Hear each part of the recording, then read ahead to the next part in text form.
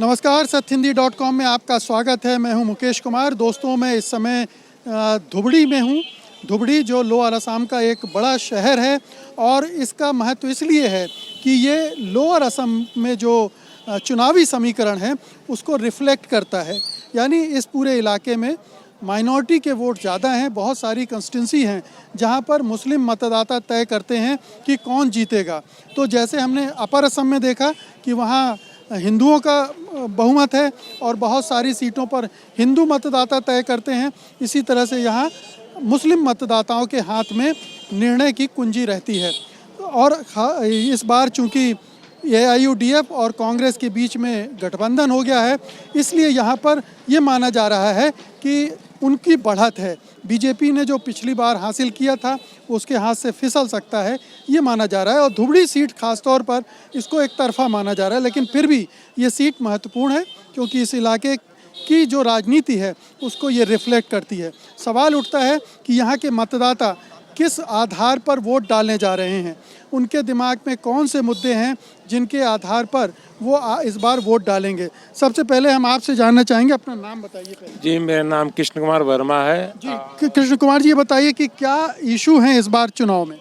Issue तो वैसा कुछ नहीं आ रहा है, सिर्फ यहाँ कम्युनल जो भाव लोगों का अंदर रहता है वो शुरू से देखते आ रहा है। 92 में आसपास में एक बार जब यहाँ पर ये सब डिफरेंट पार्टियाँ जब खड़ी हुई थी तो उस वक्त एक बार बीजेपी निकली थी यहाँ पर, लेकिन उसके बाद में बाकी पार्टियों ने आपस में गठबंधन करके यहाँ पर लड़ना शुरू कर दिया, जिसकी वजह से जो मेजॉरिटी ज़्यादा है उनके वोट ऑलवेज एक तरफ ही पड़ते हैं। तो उसके बाद में और जो पार्टी जो मतलब कोई इशू नहीं है इस चुनाव में, कोई ऐसा मुद्दा नहीं है जिसके आधार पर लोग तय करेंगे ना। यहाँ पर किसी भी चीज़ का इशू नहीं है। आज कोई विकास से यहाँ किसी को मतलब नहीं है, किसी भी फैसिलिटी से यहाँ पर वंचित रहा जाए या होना चाहिए, इससे न किसी पार्टी को इससे मतलब है। यहाँ पर ओनली फॉर वोट बैंक का ही मतलब है।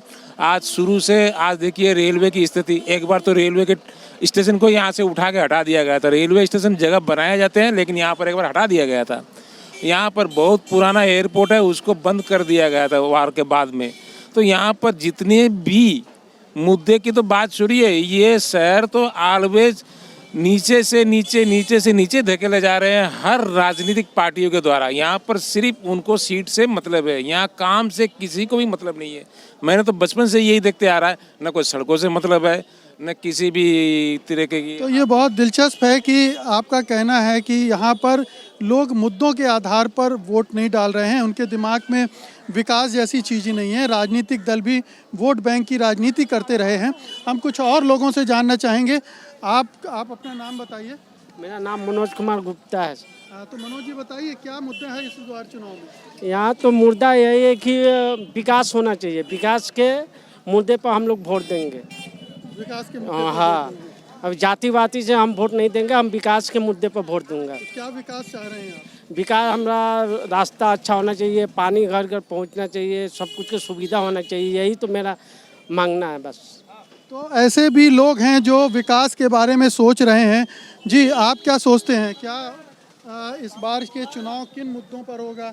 CA का बहुत बड़ा प्रोटेस्ट हुआ था पूरे असम भर में, उसका कोई असर दिख रहा है क्या?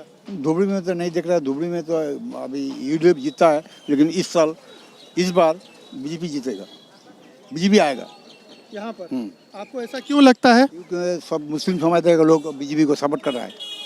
ऐसा क्यों हो रहा है? आपका विकास के लिए हो रहा है, बहुत विकास किया है यहाँ पर, काम किया है बीजेपी। अच्छा, आप बीजेपी के कार्यकर्ता हैं? हम बीजेपी के पार्टी से जुड़े हुए हैं? पार्टी से जुड़े नहीं है, हम बीजेपी का दरिया ही हम लोग है, बीजेपी के अच्छा पता है जी। तो यहाँ पर चूंकि ये बाज़ार है और यहाँ पर व्यापारी वर्ग के ज़्यादा लोग हैं और ये देखा गया है कि शहरों में व्यापारी वर्ग के लोग आमतौर पर बीजेपी के समर्थक भी होते हैं और बीजेपी को पसंद करते हैं और वो चाहते हैं कि बीजेपी सत्ता में आए। आप क्या सोचते हैं भैया? हम क्या सोचेंगे? चुनाव में क्या मुद्दा, क्या होना चाहिए, क्या है मुद्दा होना चाहिए? क्या विकास तो होना चाहिए, विकास तो नहीं हो रहा है। ठीक है। आदमी लोग को जो चीज़ मिलना चाहिए मिलता नहीं है। ये एकदम गारंटी बात है। आदमी लोग को तो चीज़ मिलता नहीं है ठीक से। किसी किसी घर में देखने जाइएगा जो रेशन कार्ड उसका ज़रूरत नहीं है, लेकिन उनके घर में है। जिनको रेशन कार्ड का ज़रूरत है उनके घर में रेशन कार्ड नहीं है। फिर जो देता है गवर्नमेंट सब चीज़ का, उसमें सब वंचित हो जाता है वो लोग।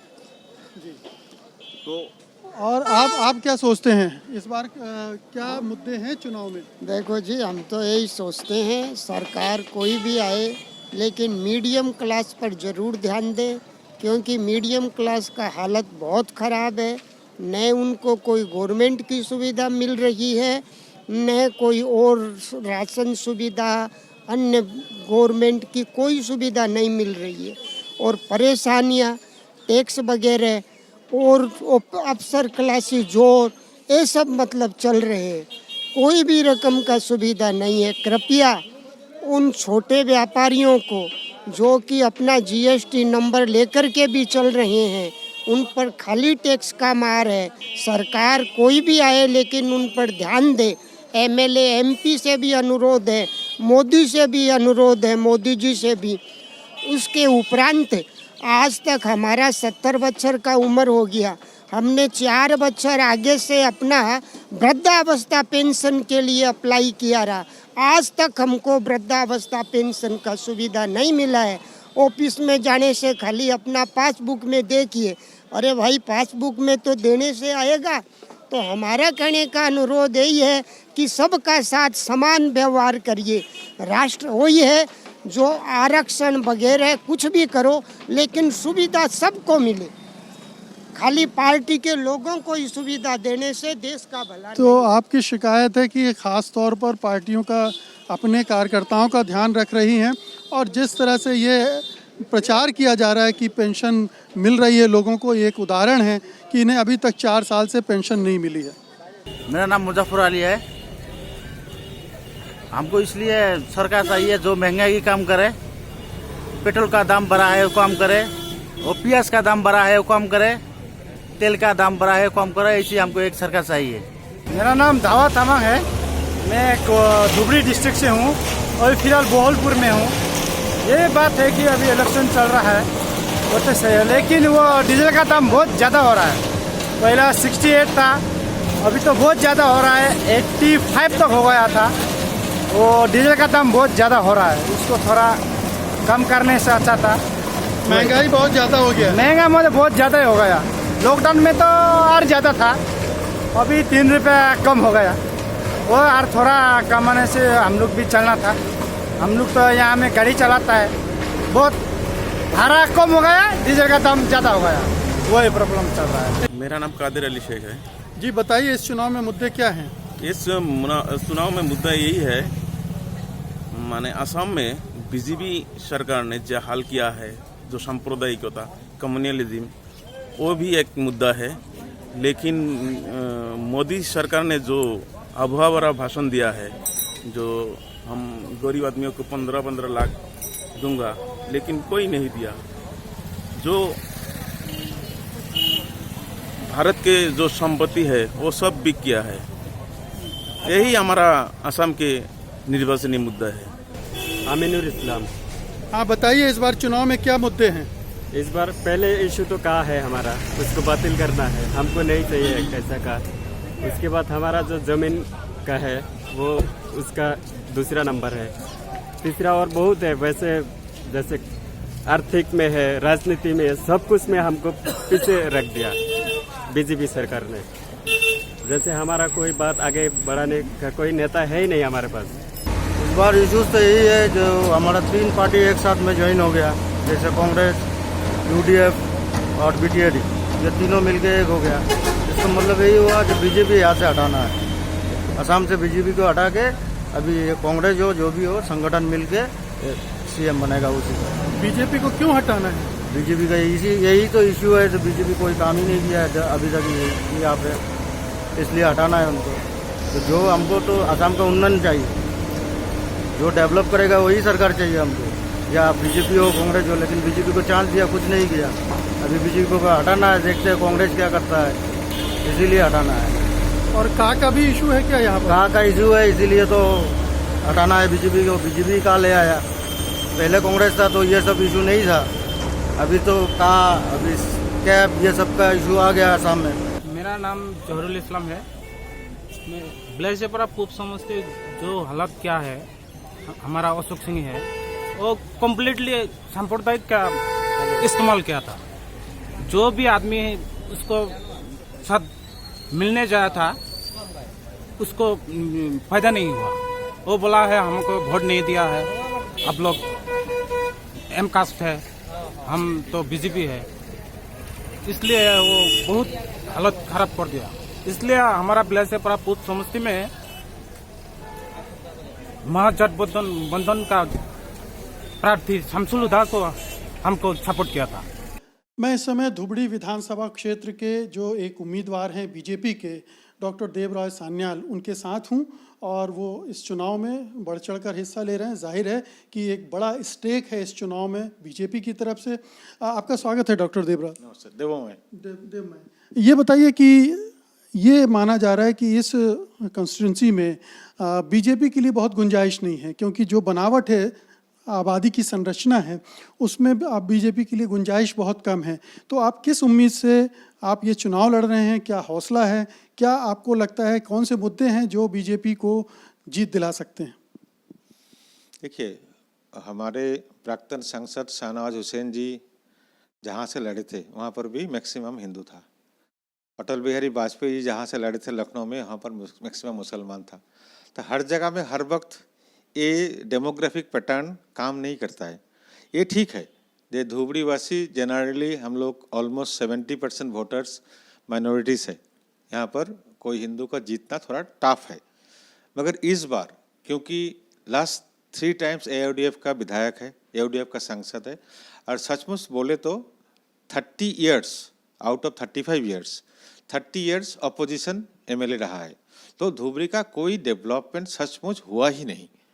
तो इस बार आदमी लोग सब कुछ समझ चुका है और इस बार जो होने वाला है वो है, धुबड़ी में जो बात चालू है अभी हिंदू मुस्लिम मोर्चा, ये तो हम लोग का जो मित्रजोट है भाजपा का या उन लोग का महाझूठ है।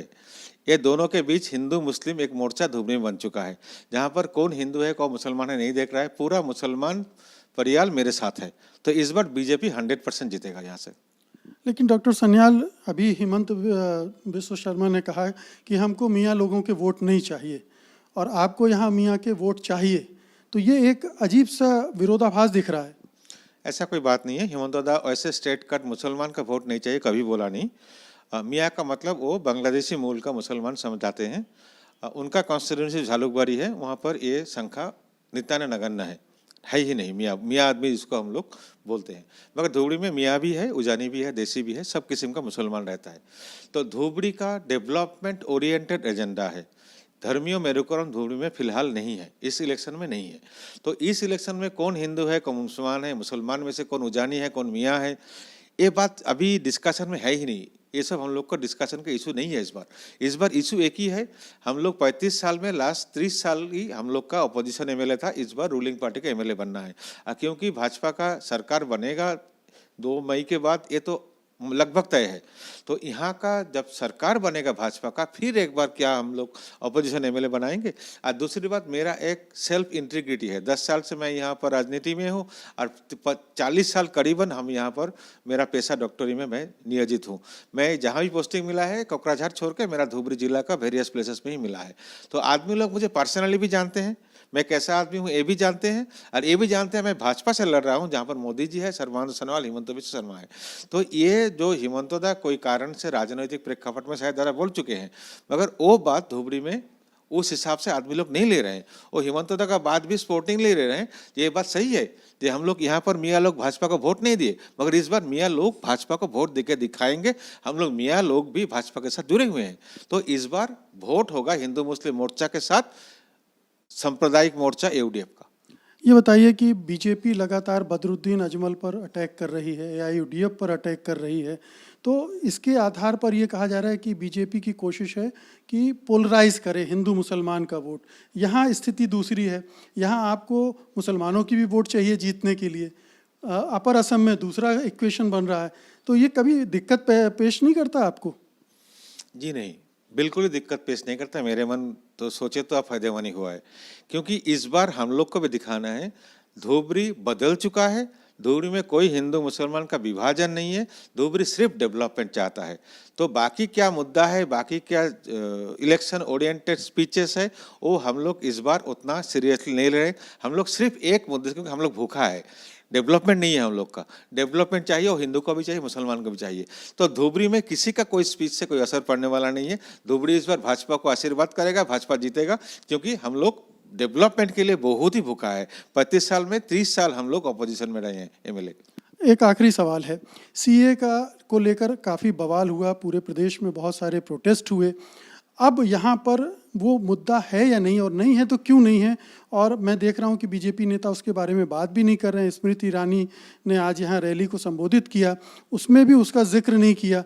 तो मुसलमानों के मन में तो असुरक्षा बोध है, लेकिन बीजेपी इस मामले में ऐसा लग रहा है कि पर्देदारी कर रही है।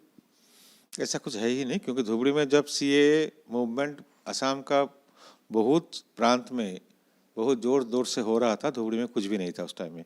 50 लड़का था जो कभी आमसू बन के हल्ला कर रहे थे, कभी यूथ कांग्रेस बोल के हल्ला कर रहे थे, कभी कृषक मुक्ति बोल के हल्ला कर रहे थे, मोर और लेस द सेम 50 बॉयज। तो उसके ऊपर 50-60 आदमी के ऊपर कोई सीए लेके हल्ला नहीं कर रहा है। और इन लोग का ही पता है सीए लगने वाला है, और धुबरी का आदमी सभी को फायदेमंद है ये। और एक बात है, इससे देखिए अब 1 साल तो हो गया, कितना हिंदू आके बच गए नया से, कुछ भी तो है नहीं। तो 1 साल जब डिले हो गया, सबको पता चल गया ये झूठा कुछ चीज़ था, एक कुछ सेंटिमेंटल इशू। क्योंकि हमारे असम के पब्लिक कभी कभी थोड़ा सेंटिमेंटल बन जाते हैं, मोर इट इज इन अपर असम। तो धुबरी का पब्लिक सीए आंदोलन का टाइम में ही कोई भागीदारी नहीं लिया था, एक्सेप्ट दोज 50 पीपल्स। एंड फिलहाल तो कोई क्वेश्चन ही नहीं है, धुबरी में किसी का मुंह में सीए का बात है ही नहीं। एडीएफ का मुंह में भी है नहीं, भाजपा का मुंह में भी है नहीं, क्योंकि ये कोई टॉपिक है ही नहीं धुबरी में। तो वोट केवल विकास पर होगा, ओनली डेवलपमेंट। धुबरी बहुत भूखा है अभी, डेवलपमेंट का ओर से धुबरी बहुत भूखा है। 35 बार बार बोल रहा हूँ मैं, 35 ईयर्स में 30 ईयर्स हम लोग अपोजिशन एमएलए बनाए हैं, इस बार रूलिंग पार्टी के एमएलए बनाना है। बहुत बहुत धन्यवाद आपका समय देने के लिए। Thank you. सत्य हिंदी का ऐप डाउनलोड करें गूगल प्ले स्टोर पर।